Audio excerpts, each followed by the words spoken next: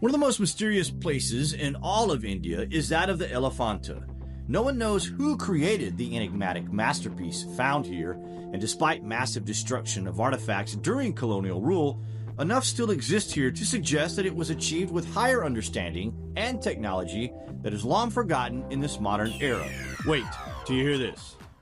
The Elephanta Caves found on Elephanta Island are of such stunning proportions that you could consider them on par with the Kailasa Caves and temples.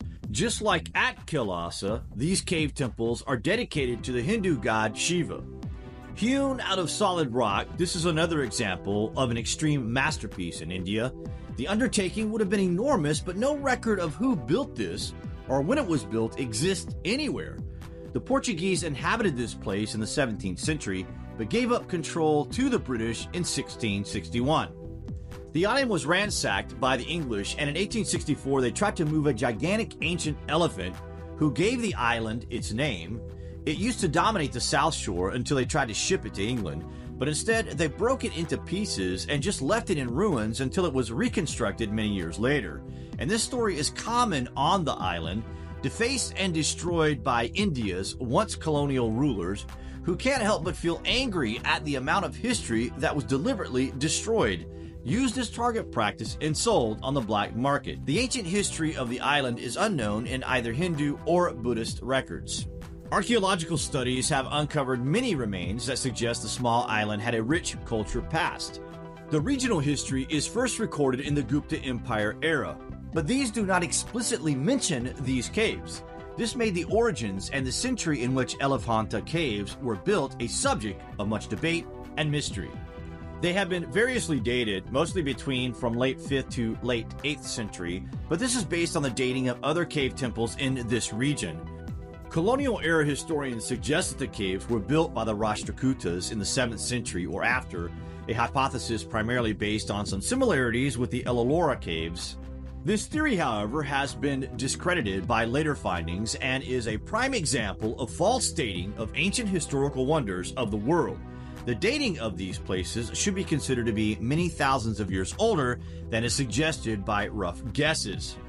The Elephanta Caves re-emerged as a center of Hindu worship, and according to British administrative records, the government charged the pilgrims a temple tax at least since 1872.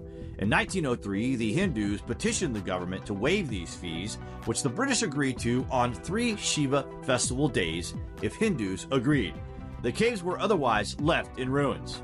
The largest and most significant of the caves, Cave 1, and it closely resembles the Dumar Lena Cave and Ellora, another World Heritage Site, suggesting the same device or technique may have been used in the building here.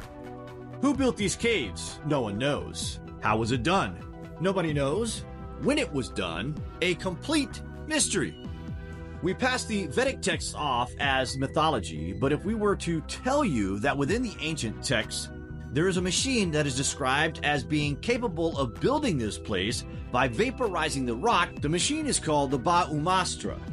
This high-tech machine would be able to quickly drill into the rock and basically vaporize it. This could change the rock into air. The device was mentioned multiple times in the ancient Vedic texts, which was used to mine precious stones and metals. It is possible that the awe-inspring machine described in the Vedic text was really a technological device that existed on Earth thousands of years ago. Why wouldn't a machine exist in the distant past? If they described it then, that description must have been based on something they saw in the first place, so they had the idea for a machine capable of such feats. They envisioned it, so why would it not be the case that this is how it was done?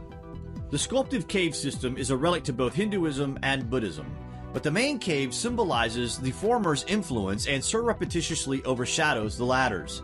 In fact, it boasts the 10 colossal sculptures of Lord Shiva.